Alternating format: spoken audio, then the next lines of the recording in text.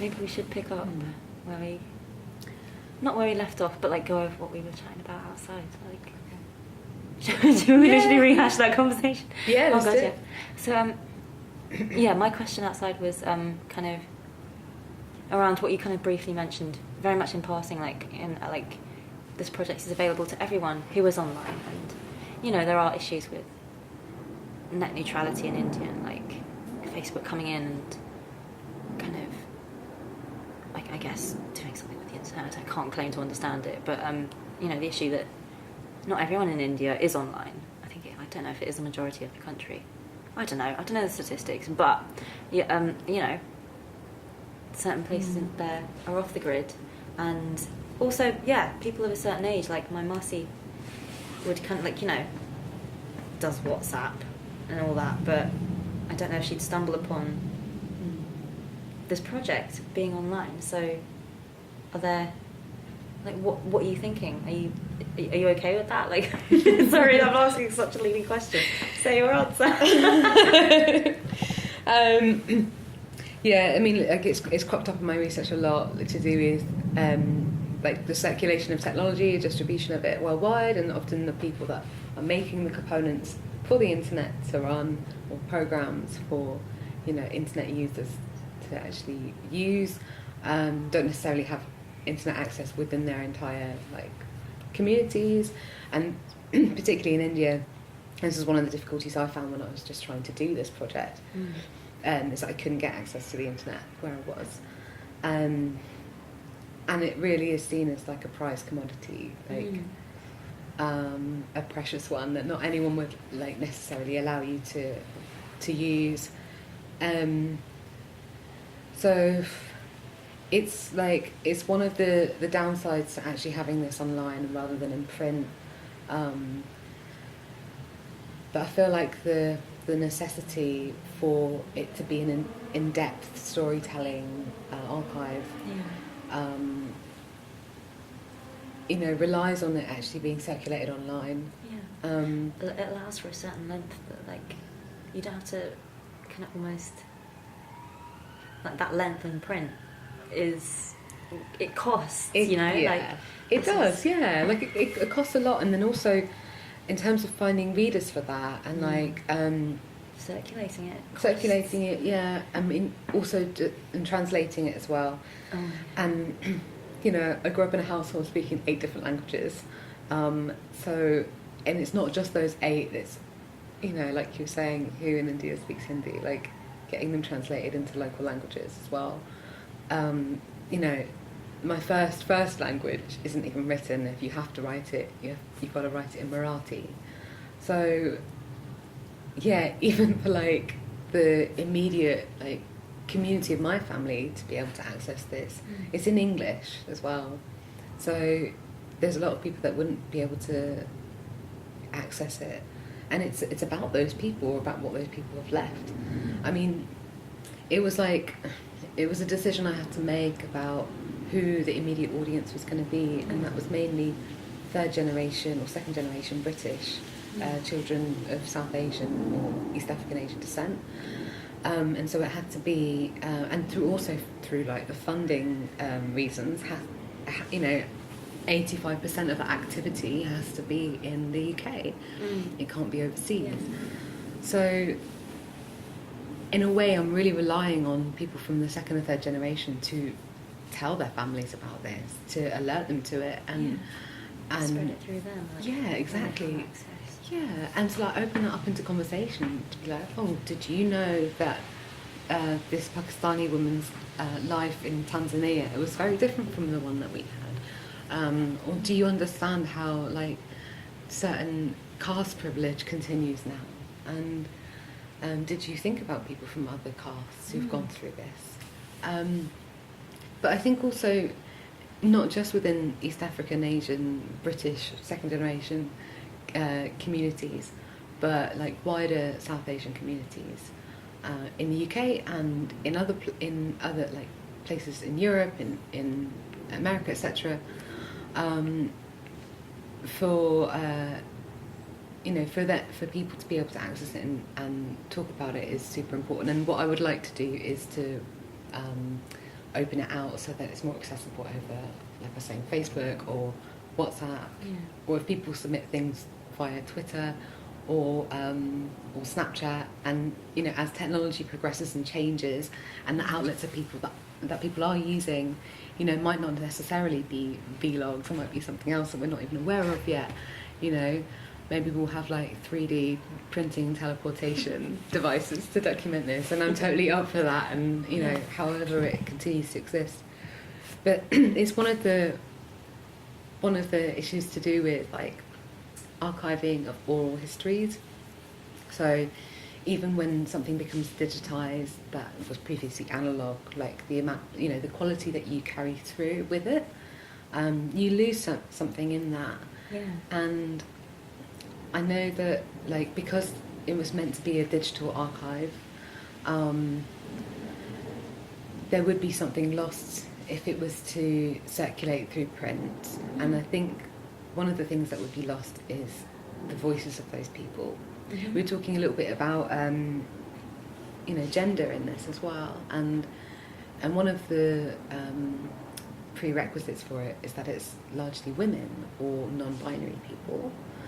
And specifically because those are the stories that aren't often very well discussed or disclosed or even accepted within the first generation. So to also appeal to people from the second and third generation, I felt like it needed to be a digital, online, easily accessible archive that could be anonymised, and that in a way, if it needed to come to this, those people contributing could be protected from, the scandals it might cause in some incredibly conservative communities that wouldn't want to discuss like gender or sexuality as part of this. So at some point it will get to like me opening this out and giving it to somebody else to manage and to continue. I hope to have like many more years of contributing to it and like gathering people's stories, but I would like it to be accessible to all, but to retain some of its essence, which is to be an oral history that is then shared orally, through word of mouth, through Snapchats or maybe part of, I guess, I don't even know, having a problem with wording today. One of those days. But maybe some way of kind of tweaking making it more accessible, but also retaining that kind of, it is important that these women's voices are kind of that they are audible, that I felt, it's funny you mentioned the format of the vlog, that hit me kind of vaguely, and I was kind of I wonder if that is knowing, that format of that presentational to almost a vlog, that kind of confessional, and the pace of that confessional, I wondered how knowing that was. I guess that's half another question, but the question I had before was kind of I wonder how accessibility perhaps can be kind of meted with this will protect you a bit, this will make you a bit safer, you'll kind of that maybe the format becoming looser and resting in that informality of hodgepodge, this is video, this is text, this is so and so, this is that, widening that out is going to kind of level itself by being able to protect people who perhaps don't want to face backlash from the community or scandal. That's not really a question, that's a comment. I feel like that person in talks, not a question but a comment. That's my comment. I think that's a good thing. But then as well about vlogs, what hit me was how knowing is that kind of you tapping into the format of a confessional with these people, kind of getting to sit down and bleed out kind of about something that is very tender? Like, is that a knowing format? Are you doing something with that? Or is that out of necessity? I think, like, well, I honestly didn't, like, tailor it to be that at all. But I knew that because they're very personal stories, that there would be a confessional element to it, or there would be stories that maybe their parents have been unable to speak about widely, but now they are. Yeah. So that was definitely an element of it. But yeah, in some of the interviews, like, they felt a little bit like therapy for some people, because they were discussing things that they've never disclosed to anybody.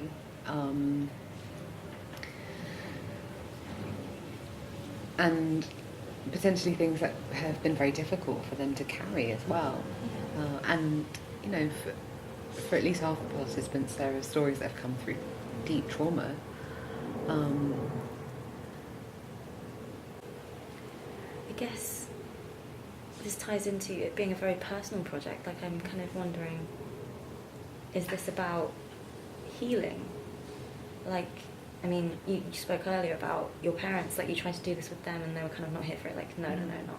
But, like, if you sat down with them again now, like, a couple of years on, and, like, pitched it to them as, like, okay, like, this is fucking therapy. Like, yeah, this is healing. This is what it's about, like, kind of reconciling through revisiting. And, you know, there is a trauma. It is a trauma. And not just because it was, you know, forced. Like, people fled Uganda. But, like, also in Kenya, like, you know, there was a kind of trauma there, like, of having to leave. I say this because my family had to leave, not because, I don't think they were economic migrants. I think they left because they didn't want to, like, I think the Kenyan government gave them an ultimatum, like, either become Kenyan citizens and give up your British citizenship, or leave. And they were like, well, they had to make that kind of, like, not the same kind of choice, but, like, it's still a difficult choice. I don't think they wanted to leave Nairobi at all, from what my Mossy was telling me. And, like, you know, all this displacement, it has knock-on effects of, like, what we were saying earlier with, like, not being able to kind of, not knowing really, or not feeling truly deep down that you know where you come from, you know, whether you know the place or not. Like, I wonder how much, or I found myself wondering when I was watching through, like, how much is that coincidental? I assume it's not. Sorry, it's not coincidental. Okay, I've been lost. The healing element of it. Is this to heal?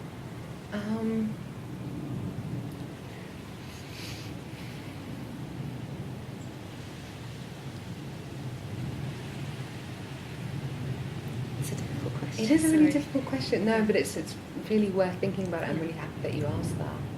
Because, like, that's what came over to me, and when you said earlier about this project coming from a personal place, that's what kind of struck me. I was like, okay, so that is what this is. Like, this is like, I mean, it has something, like, it has a purpose higher than art. Like, it's art with purpose. Like, it has a purpose. Like, it kind of positions itself in, like, a very specific way, which is good. It has a function, you know? Yeah, it does. It's like research with a function, which is odd to odd. do art research with a function. And yeah, when I was writing this arts council application, I was just like, is my art for the public good? Like, how can my art be for the public good? Why do I have to ask this when other artists can just prance around and, like, play with whatever they want? And like, to be able to make this, I have to go through these avenues. I think maybe underlying, there was this purpose of healing, or allowing for healing, particularly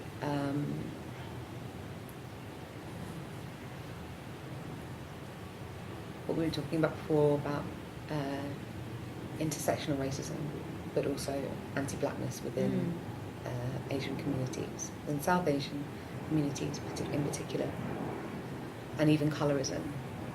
And so when you're saying the word Gala in reference to black people or Ugandan Africans, or black British people, and you're also referring to people within your own family as Gala, what does that mean?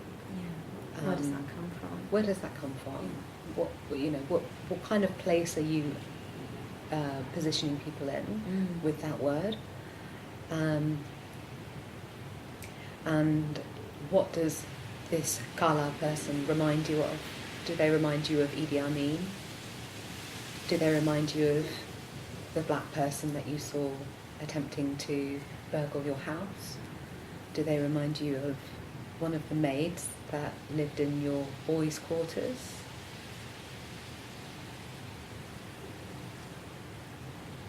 Are these people that you referred to as Kala deserving of aid in times of famine and crisis? Do their lives, which are often put in jeopardy, worth anything if they're being killed because they're not heterosexual? Are they worth less because they can't afford education in East Africa, because their education isn't afforded to them by the British? All of these deep-seated problems within the East African Asian community, I feel, must be rooted out. And I have felt that the first generation that have suffered these traumas have not been able to heal themselves, let alone confront their own fragility and their own colourism and intersectional racism, intercaste racism, and the continuation of like family divided colourism. Yeah. Let alone think about the black lives, or the Ugandan African lives that have suffered through their presence. And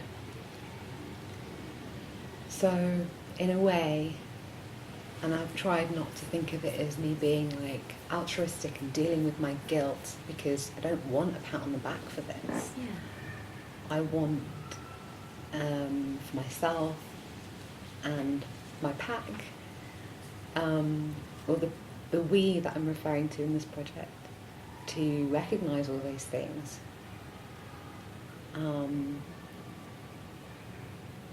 And to begin to dismantle them as we continue, because we're part of a British colonialist legacy.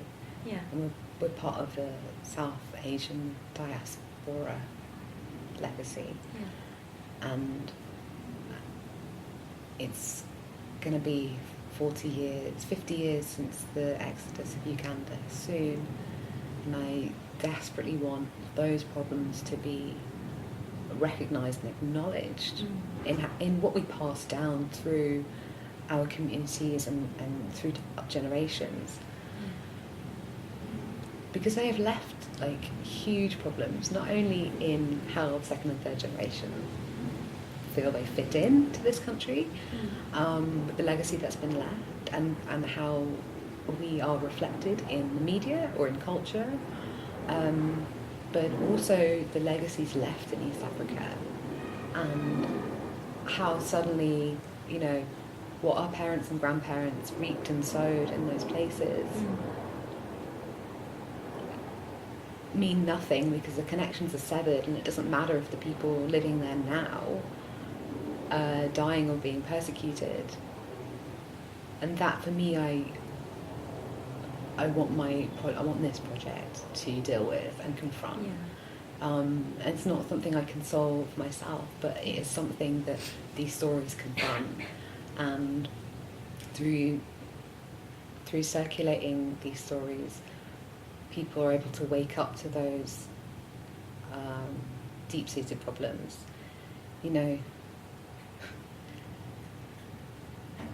Okay, if you see like a food crisis in Uganda, are you going to send money to that charity that deals with that? Or are you going to ignore it because Uganda's not your problem anymore? Yeah.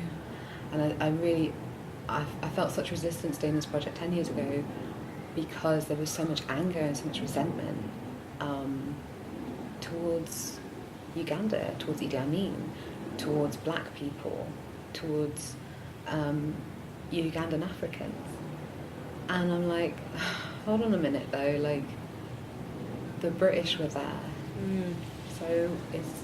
Direct it elsewhere. Yeah. Kind of. Yeah. Yeah. And stop doing the work for them. Like, stop making divide and conquer so easy. exactly. Yeah. Continuing that now, I think it's so outdated, and that's partly why I focused on second and third generation. Yeah. Because I want it to be like, can you recognise this now? Because you don't, you know, a lot of the people I interviewed have dealt with their parents' trauma, or they've dealt with their parents' pain, and they're able to wake up to this and go, actually, yeah, we were historically like colonial subjects, but we're not anymore. We might be British subjects, but we are the people, and you know, we decide how we move forward from here. And I'm really, really thankful that the people I was able to interview have done the work to actually understand what that means, and not to carry like the really divide and conquer, divisive mentality that comes through that. So in a way, part of the healing was already done for those people, but in some ways, you know, there are these like ugly things that come from fragility that exist within these communities that are able to surface in this project. So whilst it might sound like a really, you know, like mousy, nostalgic project, like let's talk about memories of East Africa in like a really nice way, there's some real difficult shit that gets brought up for everyone in the room, and you know, all of the stuff I just mentioned, but also ideas around like, who am I? Like, who am I? Who are you? And where do we belong? And what can we do from the place we belong in? So yeah, like whilst part of it felt like healing, there are also other parts of it which are still really raw, but they're a different kind of rawness, and they might be reflecting back on all of the problematic legacies of colonialism, not only in East Africa but in India, and like I was saying, like the colourism that exists, and like caste divides as well.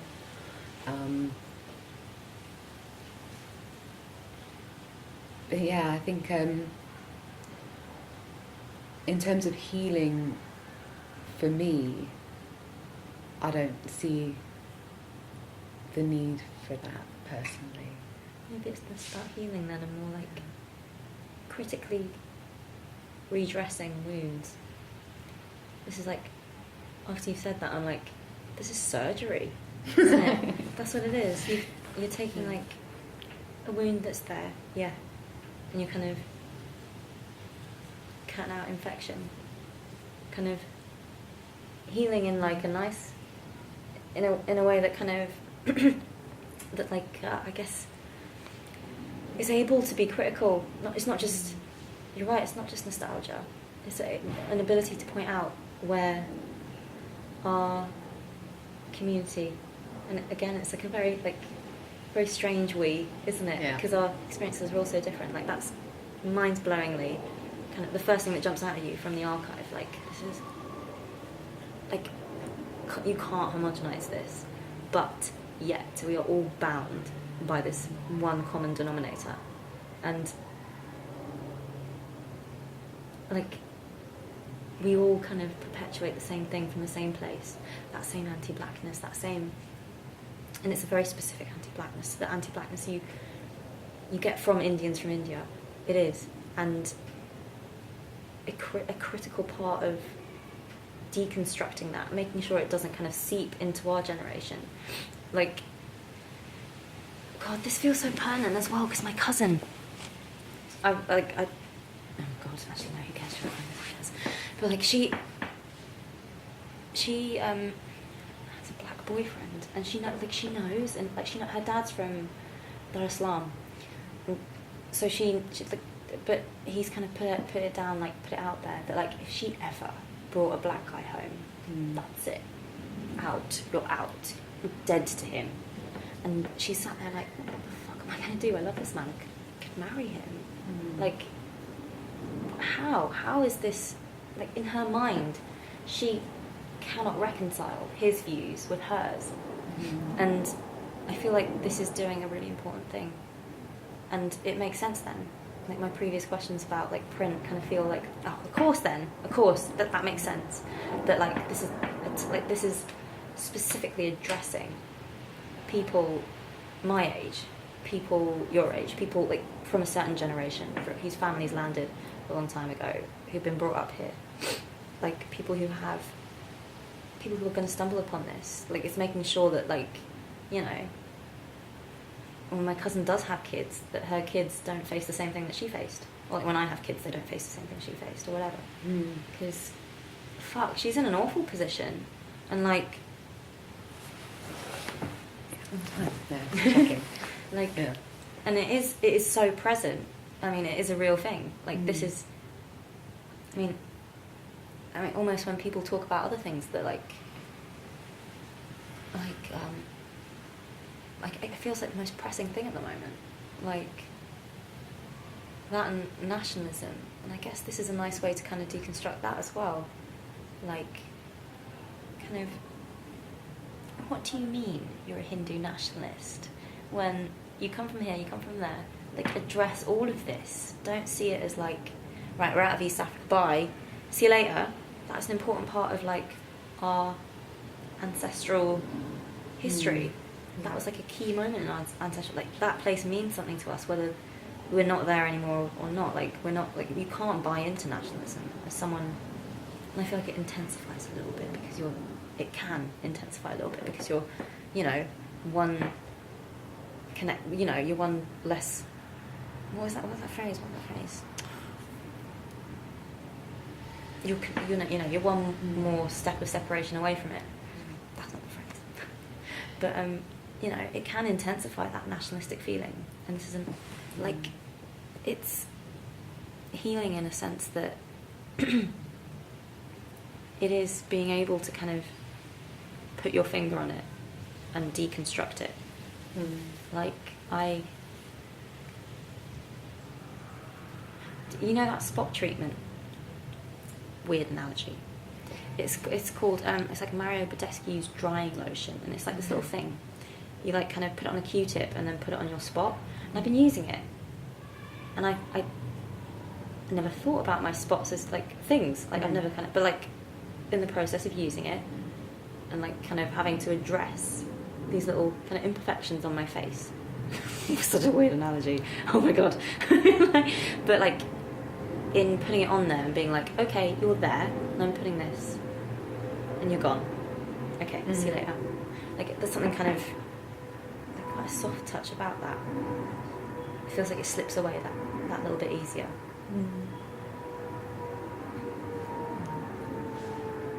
I do have questions about that. Okay. Not a question. I have questions about Leicester and what you were doing there, because you were saying earlier that you Leicester has a special, like, kind of, you have history in Leicester. Yeah.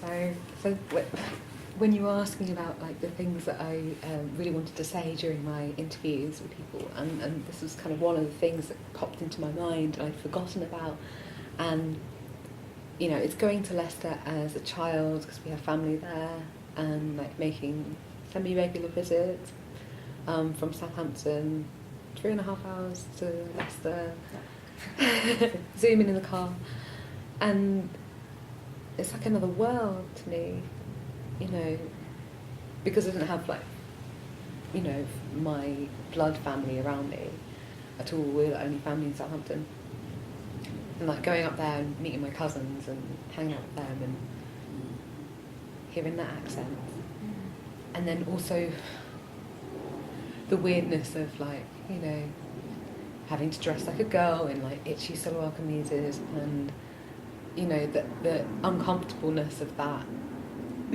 And my aunties, bless them, you know, on the phone the minute they saw one of my cousins on the high street wearing jeans. She's wearing jeans. Your daughter's wearing jeans. She shouldn't be wearing jeans. And like the hilariousness of that. Short sleeves, you can't wear short sleeves. You've got to wear long sleeves. You're not Hindu. And like, you know, this kind of like, oh my god, madness. I was like, what is this place? But then leaving, you know, feeling so uncomfortable in the house. I remember this one day, I was like, I need to get out of here. I think I must have been like 11 or 12 or something. So I left my cousin's house and went for a walk. You know, and my family had always said to me, you know, don't go out, it's dangerous, you can't go out around here, it's not like Southampton, it's not like, you know, the racists you know, these are the bad racists that you don't want to know. Yeah. And I was like, it's fine, like, I can deal with these, like, you know, what were they, skinheads in the day. And I remember walking up the road, what was it called? It was near Earl House Street, and there's like a long lane, I forget the name of. And I saw this guy walking funny. He was like marching in jeans, and he had this really funny walk that he was doing, and he had his arm up in front of him with his fingers like pointed out. And I was like, why is he walking really funny? And I just got this really horrible feeling, and he was like 2 feet away from me. I was crossing the road, and he was walking funny in front of me, and I was like, this is really weird. And I kind of got this like feeling of, oh, maybe he's like, you know, marching because he's like in the army or something. And I didn't understand this concept. And I went back home, and I remember talking to my cousins about it. And that's like the first time I saw a neo-Nazi. Oh my god. And it was in Leicester. Fucking hell. And I was 12 years old.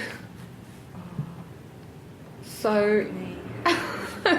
That's fucking heavy. Like, I swear to God, Yeah. as you were telling that story, I was like, she's going to tell me she got beat up. She's going to tell me she got beat up. Oh my God. Like, thank God you came out of that safe. Thank God. Thank my God. lucky stars. Thank all the planets. Yeah. Like, I lived through that. Yeah. Because that was what, early 90s, people were getting like beat up on the block everywhere. I remember just like in Southampton, the number of Paki bashings going on. Oh my God.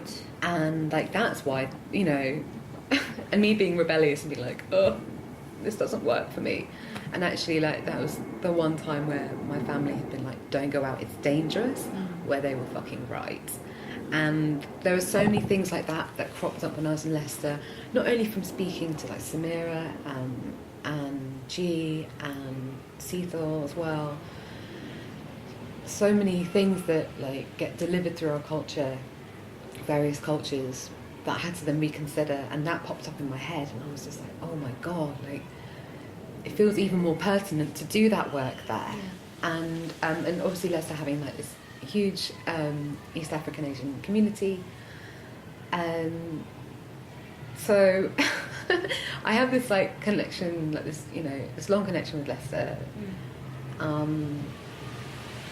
As feeling like, you know, that was one of the places, like Leicester and Hounslow, as I was saying, where I had these connections to people who were like, you know, who I recognised as a we.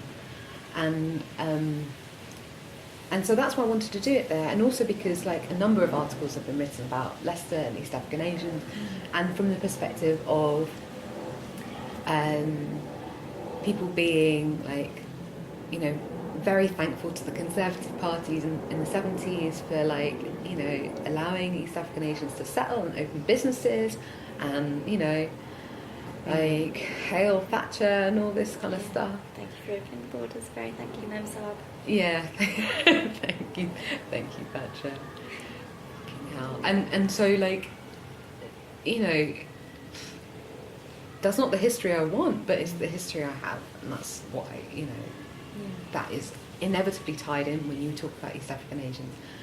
And that is also something which is like so ugly to me, especially being in the arts, and, you know, my father being in the arts and knowing, you know, like his connection to be able to do things that he loved being hindered by the Tory party, and just feeling like, this doesn't really work for me. And again, like trying to interview first generation and that not really happening, and people wanting to kind of close down that story a bit, and not question their privilege. And so, you know, it felt like a really important place for me to go to like open up these questions. But, you know, I was confronted by a couple of local people who've tried to work with East African Asians in the area and had really bad experiences. And people not from the East African Asian community, mind.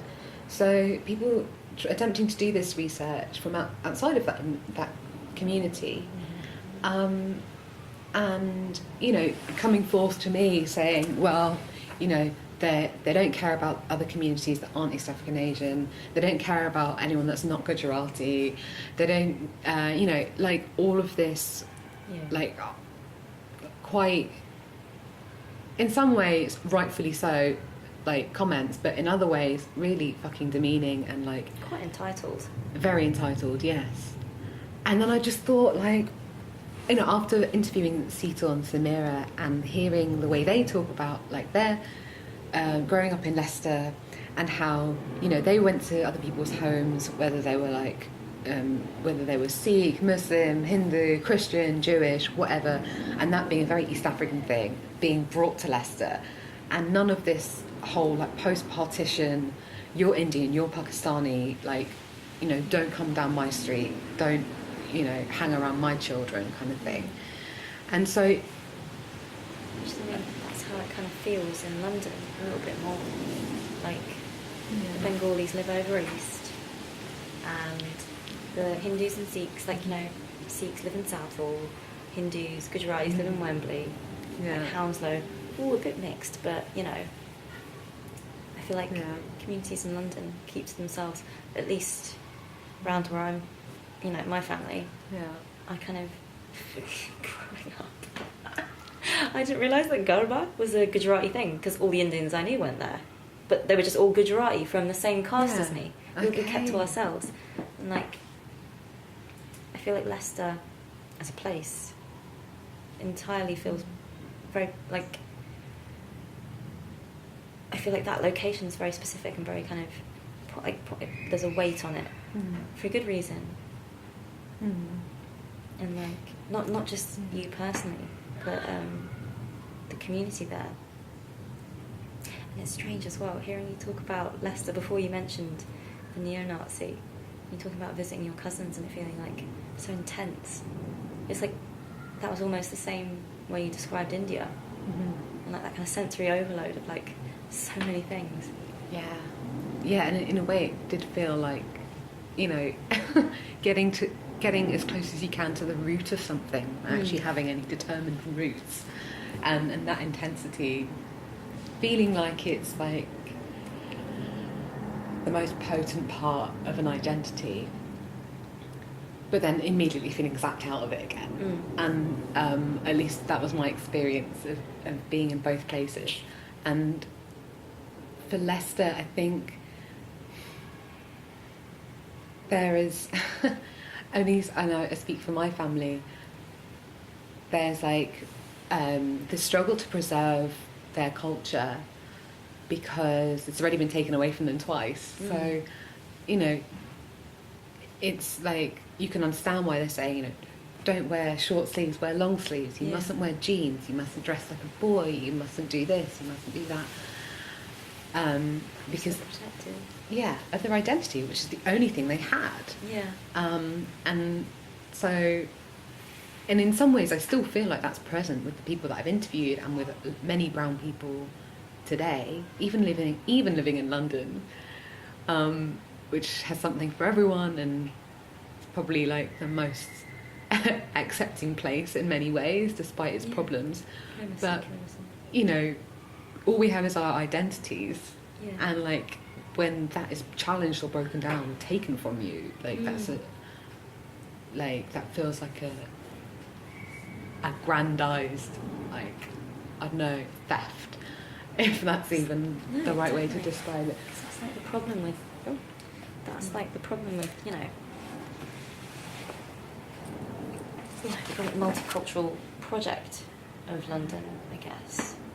and that kind of levelling of like, oh, we're all Londoners. Like, no, actually the way we experience London is entirely different from each other.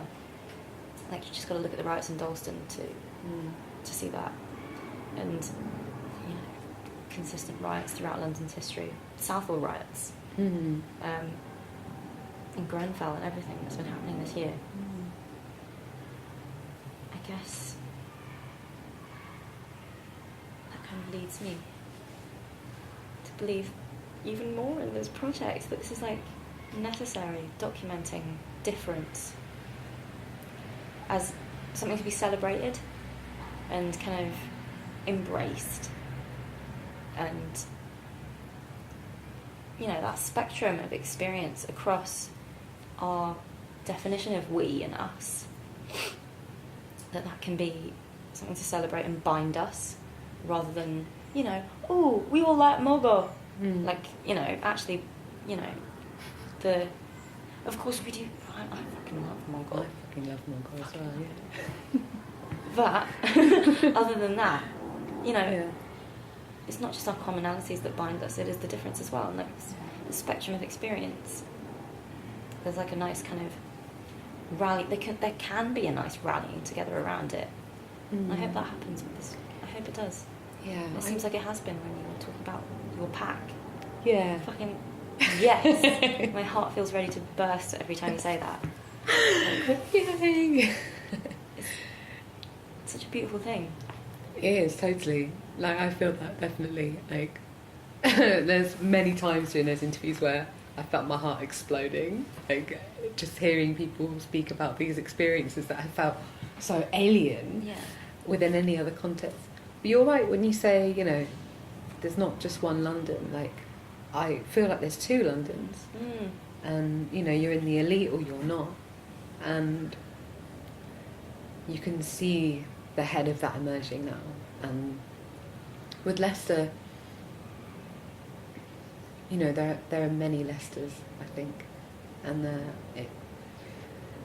you know, it's not the same place as it was when I had that neo-Nazi marching next to me. But it still feels very divided. Like, I have a cousin there, this is the record, I don't know. But, you know, going out with a Gujarati girl, a Hindu girl, that he could never bring her. And it's really damaging. And while I'm speaking off the record, I have a cousin who has been with her, I think now husband, for about 15 years, so like high school sweethearts, basically.